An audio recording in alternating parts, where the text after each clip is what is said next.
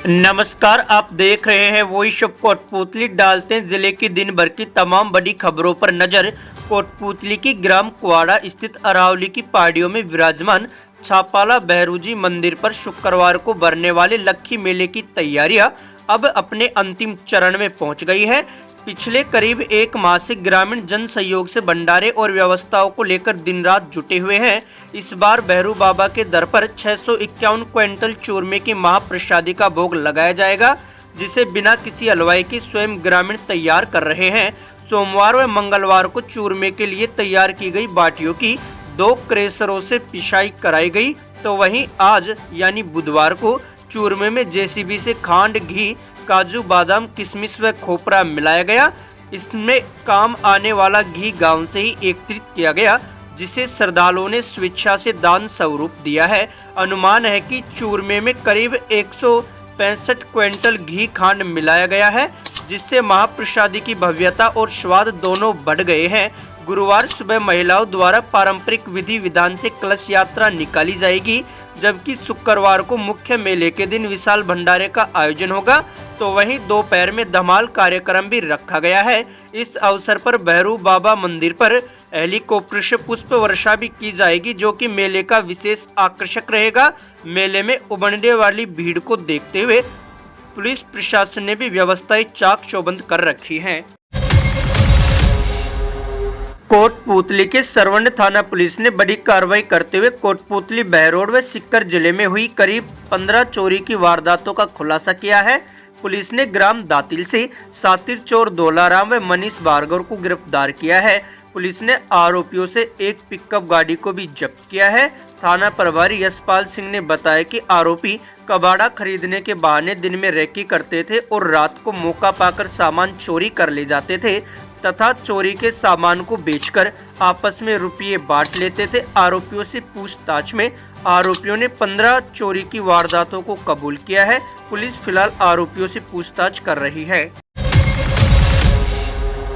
बहरोड नगर परिषद में ठेकेदार के अधीन कार्यरत करीब 130 सफाई कर्मियों को पिछले 3 महीनों से वेतन नहीं मिलने पर उन्होंने बुधवार को नगर परिषद कार्यालय में धरना दिया। कर्मचारियों ने बताया कि वेतन न मिलने से गंभीर आर्थिक संकट पैदा हो गया है और मकर संक्रांति जैसे पर्व भी बिना पैसों के ही मनाने पड़े हैं। ठेकेदार बनवारी लाल ने बताया कि जनवरी माह सहित 2 माह का वेतन बकाया है, जबकि नगर परिषद ने 4 महीनों से भुगतान नहीं किया, इसलिए कर्मचारियों को वेतन नहीं दे पा रहे हैं। वहीं नगर परिषद कमिश्नर नूर मोहम्मद ने बजट के अभाव का हवाला देते हुए जल्द भुगतान का आश्वासन दिया। बहरोड क्षेत्र के जागुवास गांव में मंगलवार देर रात एक सड़क हादसा हो गया। गांव के मुख्य मार्ग पर तेज रफ्तार कार अनियंत्रित होकर बिजली के लोहे के पोल से जा टकराई। टक्कर इतनी भीषण थी कि कार का अगला हिस्सा और बोनट बुरी तरह क्षतिग्रस्त हो गए। हालांकि हादसे में कोई जनहानि नहीं हुई।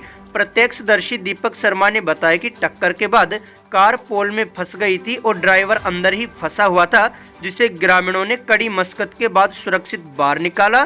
ग्रामीणों के अनुसार ड्राइवर नशे की हालत में था।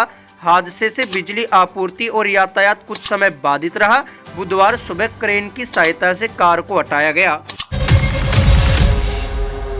नेता प्रतिपक्ष टीकाराम जूली ने मीडिया से रूबरू होते हुए विधानसभा में राज्यपाल के अभिभाषण को लेकर कहा कि यह अभिभाषण नहीं बल्कि झूठ का पुलिंदा है। इस दौरान जूली ने मनरेगा, कानून व्यवस्था और भ्रष्टाचार को लेकर भी भजनलाल सरकार को जमकर घेरा। वाचन नहीं है, ये झूठ का पुलिंदा है और जिसका वाचन महामहिम से इन लोगों ने आज यहाँ पे करवाया है। आप देखिए जो बातें इसके अंदर कही गई कहीं धरातल पे नहीं नजर आ रही थी। जहाँ किसान की बात कर रहे थे और ये कह रहे थे कि हमने किसानों को खाद और डीएपी दिया है, वहीं किरोड़ी लाल जी मुस्कुरा रहे थे कि कहाँ दिया आपने, वो तो सारा फर्जी था, खुद मैंने पकड़ा है। किसान को नहीं मिल पाया। ब्लैक में 800 रुपए में डीएपी उस तक पहुँचा है। 2027 के अंदर किसान को दिन के अंदर बिजली देने की बात कर रहे थे, लेकिन किसान को बिजली नहीं मिल रही उसकी कोई बात नहीं की। जब इन्होंने कहा कि हम पेंशन जो है उसका भुगतान कर रहे हैं तो सदस्यों ने बताया कि 5-5, 6-6 महीनों से दिव्यांगजनों की, बुजुर्गों की, विधवा बहनों की पेंशन नहीं आ रही है। ये हालत इस सरकार की है। एक्सप्रेस ग्रीनफील्ड एक्सप्रेसवे की बात करी तो पहले बजट की घोषणा है, 2 साल निकल चुकी है, एक सीढ़ी नहीं चले, एक कदम भी नहीं चले उसके ऊपर। यमुना जल समझौते की बात कर रहे हैं कि झुंझुनू, सीकर, चूरू के अंदर हम यमुना समझौते का पानी लेके आएंगे, 1 इंच भी या 1 रुपया भी कोई बजट खर्च नहीं हुआ है। ERCP की बात कर रहे थे, एक शब्द आज नहीं बोला है। इंदिरा गांधी नहर की बात कर रहे थे, पहले से कम जो है बजट खर्च हो रहा है और पूरे साल किसान धरने पे बैठे रहे हैं। किसानों के जो फसल है उसको समर्थन मूल्य पे खरीद करने की बात कही जो कि एकदम मिथ्या है। चारों तरफ डिमांड है समर्थन मूल्य पे खरीद करने की, लेकिन सरकार ने खरीद नहीं की।